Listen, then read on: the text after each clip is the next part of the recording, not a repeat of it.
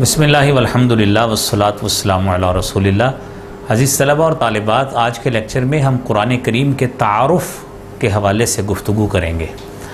قرآن کریم عربی زبان کا لفظ ہے۔ لفظ قرآن عربی زبان کا لفظ ہے، قرأ یقرأ قرأً و قرآنًا سے نکلا ہے، جس کے معنی ہیں، اس لیے اس کو قرآن کہا جاتا ہے کہ یہ مختلف علوم کا مجموعہ ہے۔ اب لفظ قرأ سے اس کا معنی ہے پڑھنا، ٹھیک ہے۔ اب قرآن کریم کے معنی جب پڑھنے کے ہیں تو دنیا میں سب سے زیادہ پڑھی جانے والی کتاب یہ قرآن ہے۔ یہ مبالغے کا صیغہ ہے اور اصطلاحی طور پر ہم اس کو یوں کہتے ہیں کہ اللہ کا وہ کلام جو حضرت محمد رسول اللہ صلی اللہ علیہ وسلم پر نازل ہوا ہے۔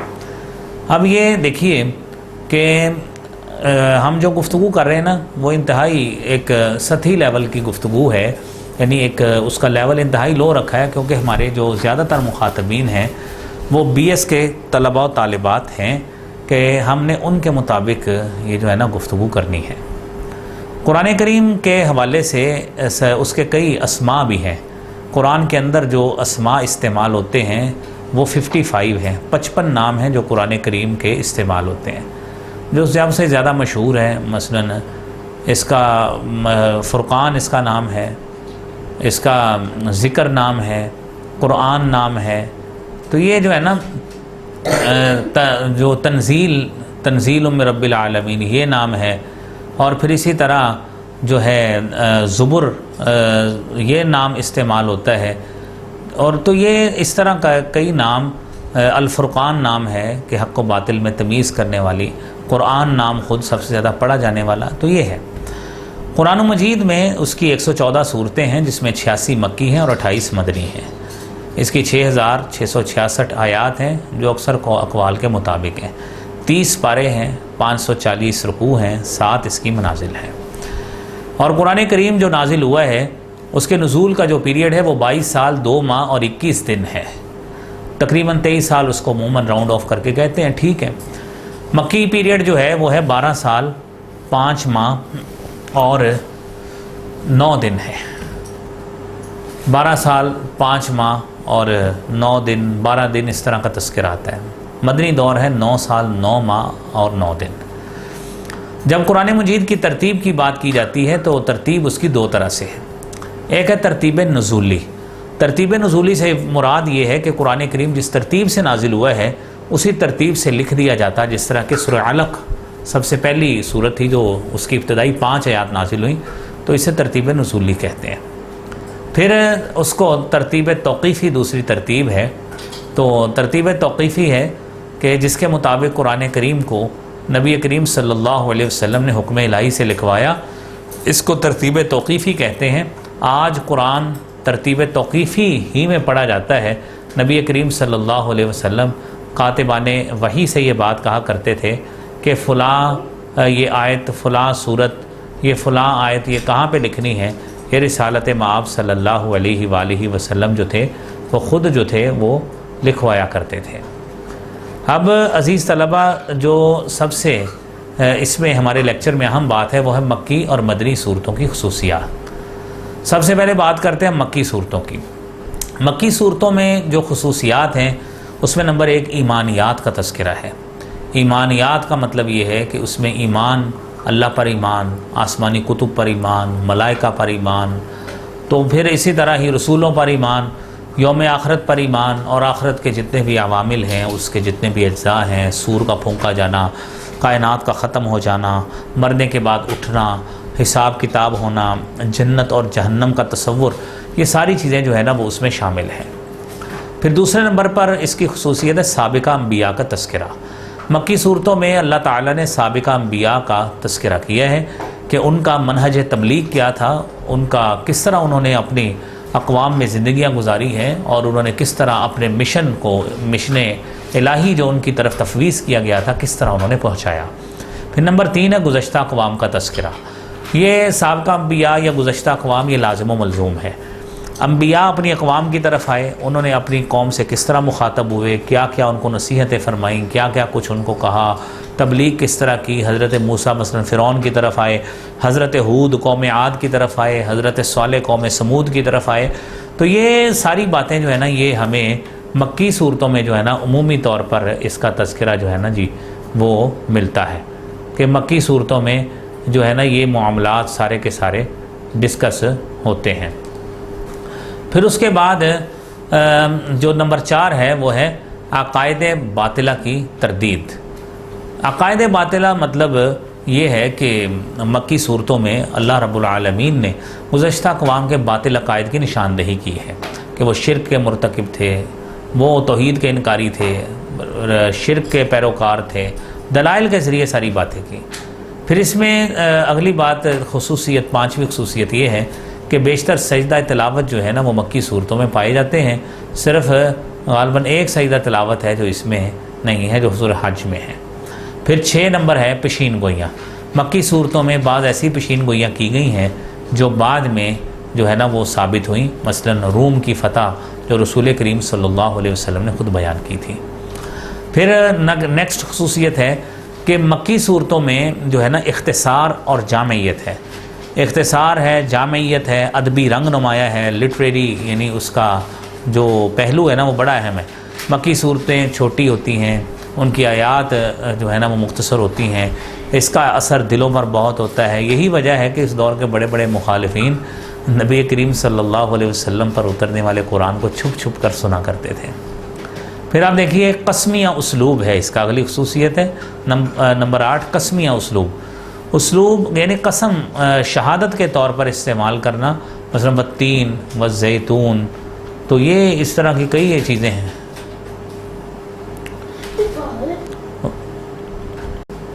اس میں دیکھیے قسمیہ اسلوب ہے کہ قسم کا استعمال بطور شہادت اور دلیل کے استعمال کیا گیا ہے۔ مکی صورتوں کے خواص میں سے خاصیت ہے کہ اس میں یہ چیز ہے۔ پھر اس میں بڑی اہم بات ہے، اگلی خصوصیت ہے یا ایھا الناس کے الفاظ سے خطاب کیا گیا ہے۔ بنی نوع انسان سے عمومی خطاب جو ہے نا وہ یہی اختیار کیا گیا کہ تمام انسان اس میں شامل ہے، اور چونکہ اس میں ایمان چونکہ لوگ لانے والے بہت کم تھے تو اکثر مخاطب چونکہ عقائد ایمانیات کے حوالے سے وہ وہی عمومی لوگ تھے، تو اس لیے یا ایھا الناس کا لفظ جو ہے نا وہ استعمال کیا گیا ہے۔ پھر اس میں اگلی بات یہ ہے کہ اسلوب بیان اس کا کیا ہے۔ مکی صورتوں میں چونکہ اختصار بھی ہے، صوتی یعنی جو رائمنگ سکیم ہے بڑی اہم ہے۔ دیکھیے یا ایھا المدثر قم فانذر وربک فکبر وثیابک فطہر عبس وتولی ان جاءہ الاعمی۔ پھر دیکھیے اذا الشمس کورت واذا النجوم انکدرت واذا الجبال سیرت۔ یہ رائمنگ سکیم ہے، اس کو ہم صوتی آہنگ کہتے ہیں، اور اس میں جو ہے نا وہ نغماتی کیفیت ہے، یعنی آپ دیکھیے اس میں صوتی رنگ کتنا غالب ہے، اور اعجاز القرآن پورے عروج پر نظر آتا ہے۔ چھوٹی چھوٹی آیات کی صورت میں اللہ رب العالمین نے وہ باتیں بیان کر دی ہیں جو انسان بڑے بڑے جملے میں بیان نہیں کر سکتا۔ تو یہ باتیں ہیں۔ پھر بیان اور آہنگ ایسا ہے کہ مکی صورتوں میں آہنگ جذباتی، روبدار، پرجلال، اور اس کا ہدف دل ہے، اور اس طرف سے قرآن دلوں کی تسخیر کر لیتا ہے۔ پھر اس کے بعد دوسرا ہمارا جو ہے دوسرا پہلو وہ ہے مدنی صورتوں کی خصوصیات۔ مدنی صورتیں قرآن کریم میں 28 ہیں۔ ان کی خصوصیات میں سب سے پہلی بات ہے طوالت، لمبی ہے۔ مدنی صورتیں طویل ہیں، مفصل ہیں۔ سورہ بقرہ، آل عمران، نساء، یہ اس کی مثالیں ہیں۔ نمبر 2، اللہ رب العالمین نے ایمان والوں کو مخاطب کیا ہے، یا ایھا الذین آمنوا کہہ کر مخاطب کیا، یا ایھا الذین آمنوا کہہ کر مخاطب کیا ہے، اور ان کو دعوت اہل ایمان کو دی گئی، اور اس میں عملی رہنمائی جو ہے نا وہ بہت اہمیت کی حامل ہے۔ پھر نمبر 3، منافقین کا تذکرہ جو ہے وہ اس میں موجود ہے۔ نمبر 3 ہے منافقین کا تذکرہ۔ مدنی صورتوں میں منافقین کا تذکرہ بجا نظر آتا ہے، ان کی خفیہ سرگرمیوں کو چاک کیا گیا ہے، ان پر کڑی نظر رکھنے کی ہدایت کی گئی، کیونکہ یہ لوگ اسلامی معاشرے کے لیے یہ جو تھے نا سب سے زیادہ نقصان کا باعث بن رہے تھے، تو اس لیے مدنی صورتوں میں بالخصوص منافقین کا جو ہے نا تذکرہ وہ کیا گیا ہے۔ اب اس میں اس کے ساتھ بڑی اہمیت والی بات ہمیں جو سمجھنی ہے وہ یہ ہے کہ مدنی صورتوں میں اللہ رب العالمین نے اگلی خصوصیت ہے عبادات کے احکام بیان کیے ہیں. نماز ہے، روزہ ہے، زکوٰۃ ہے، حج ہے، مفصل احکام ہے. پھر اگلی خاصیت ہے جہاد کے احکام بیان کیے گئے کیونکہ جہاد 2 ہجری میں فرض ہوا ہے. اگلی خاصیت ہے معاشرتی قوانین. معاشرتی قوانین نکاح ہے، طلاق ہے، عدت ہے، رضاعت ہے، احکامات لین دین کے تجارتی احکامات ہیں دیگر. پھر ہے نظام عدل. نظام عدل مدنی صورتوں میں اسلامی ریاست کے لیے پورے اس نظام کے لیے نظام عدل کا ڈھانچہ فراہم کرتی ہے، وہ بات بتائی گئی. پھر آپ دیکھیے بڑا سادہ اسلوب ہے، عام فہم اسلوب مدنی صورتوں کا ہے. مدنی صورتوں میں سیاسی نظام بتایا گیا ہے. اسلامی ریاست کے لیے پورے سیاسی نظام کا اصولی ڈھانچہ دیا گیا ہے کیونکہ اسلام مذہب سے دین بن چکا تھا. اور پھر دیکھیے مدنی صورتوں کی خاصیت ہے تذکرہ اہل کتاب ہے. ان صورتوں میں اہل کتاب یہودیوں اور عیسائیوں کا مفصل تذکرہ اللہ نے کیا ہے، ان کے باطل عقائد کی تردید بھی کی ہے تاکہ مسلمان اس غلط عقائد سے بچ سکیں. پھر رنگ و آہنگ ہے. مدنی صورتوں میں نرم اسلوب، جمالی رنگ نمایاں ہے جس کا ہدف دل اور دماغ ہے. گویا مکی صورتیں انسان کی جذباتی عملی تربیت کرتی ہیں جبکہ مدنی صورتوں میں عقلی تربیت جو ہے وہ نمایاں ہے. عزیز طلبہ، اس میں ہمارا اگلا موضوع ہے مختصر سا کہ قرآن و مجید کی خوبیاں کیا ہیں. قرآن و مجید اللہ کا کلام ہے، سچی کتاب ہے. اس میں ایسی خوبیاں موجود ہیں جس کے سبب یہ کتاب زندہ و جاوید بن گئی ہے. نمبر 1، مضبوط کتاب ہے. فرمایا گیا کتاب احکمت آیاتہ کہ یہ ایسی کتاب ہے جس کی آیات پختہ ہیں. یہ کتاب ایسی کتاب ہے. نمبر 2 خاصیت کہ جو اختلاف سے پاک ہے. اور قرآن کہتا ہے لو کان من عند غیر اللہ لوجدوا فیہ اختلافا کثیرا. اگر یہ قرآن غیر اللہ کی طرف سے ہوتا، سورہ نساء کی 82 نمبر آیت ہے، کہ لوگ اس میں کثرت سے اختلاف پاتے ہیں. نمبر 3، یہ قرآن شک سے بالاتر ہے. قرآن و مجید ایسی کتاب ہے جس کی تعلیمات شکوک سے بالاتر ہیں، اس کے احکامات واضح ہیں. ارشاد باری تعالی ہے ذالک الکتاب لا ریب فیہ کہ اس میں کوئی شک نہیں ہے. نمبر 4، یہ کتاب کامیابی کی ضامن ہے. یہ اس کی خاصیت ہے. اس کتاب نے ان افراد اور اقوام کی کامیابی کی ضمانت دی جو سچے دل سے اس پر ایمان لائے اور اس کے احکام پر عمل کرتے ہیں. بلکہ یہ کتاب اس جہاں میں بھی شرف و امتیاز کا وعدہ کرتی ہے. اور اس حقیقت کو حضرت عمر فاروق رضی اللہ تعالی عنہ نے فرمایا تھا ان اللہ یرفع بہذا الکتاب اقواما ویضع بہ آخرین. کتنوں کو اللہ بلندیاں عطا فرماتے ہیں، کتنے لوگ رسوا ہو جاتے ہیں. اور پھر یہ کتاب شرف و امتیاز کا باعث ہے کہ جو شخص جس قدر قرآن کے قریب ہوگا اسی قدر اسے شرف و امتیاز حاصل ہوگا اور اس کتاب سے دوری ذلت و رسوائی کا سبب ہوگی. حضرت عمر فاروق رضی اللہ تعالی عنہ کی زندگی بہترین مثال ہے. اس کتاب کی ہدایت کا اثر یہ تھا جس نے حضرت عمر کی زندگی کو یکسر بدل دیا اور تمام عالم کو اپنی عظمت و صلاحیت سے مہیر کر دیا. کیسر و قسطہ کے اس کو تخت و تاج سے محروم کر دیا اور اس کے مقابل ایک ایسی اسلامی سلطنت کی بنیاد ڈالی جو پھر مدتوں قائم رہی. عزیز طلبہ اور طالبات، یہ قرآن ایسی کتاب ہے جو تعمیر اخلاق کرتی ہے.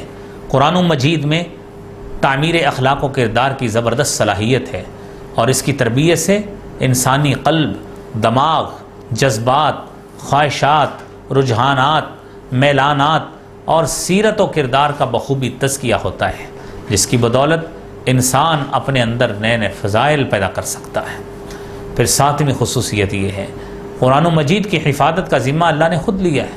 یہی وجہ ہے کہ 1400 صدیاں گزرنے کے باوجود یہ کتاب روز اول کی طرح محفوظ ہے. ارشاد باری تعالی ہے انا نحن نزلنا الذکر و انا لہ لحافظون. اور پھر 8ویں خصوصیت یہ ہے کہ یہ کتاب سابقہ تعلیمات کی جامع ہے. قرآن مجید میں سابقہ کتب کی وہ تمام تعلیمات موجود ہیں جن کو باقی یعنی جو اس سے پہلے کتب نازل ہوئیں اور وہ اپنی اصلیت کھو بیٹھی.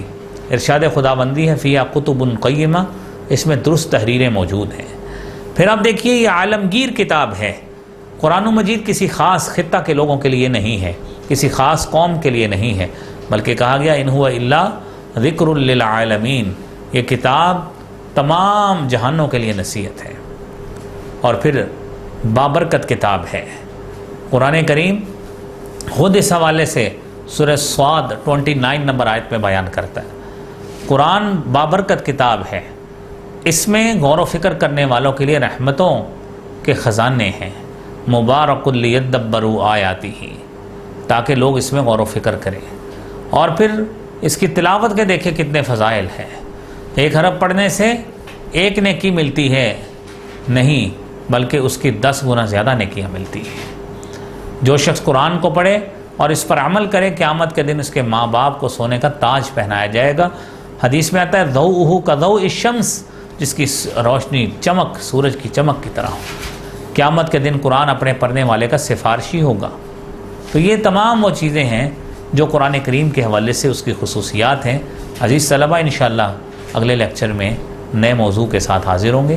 اللہ حافظ و ناصر۔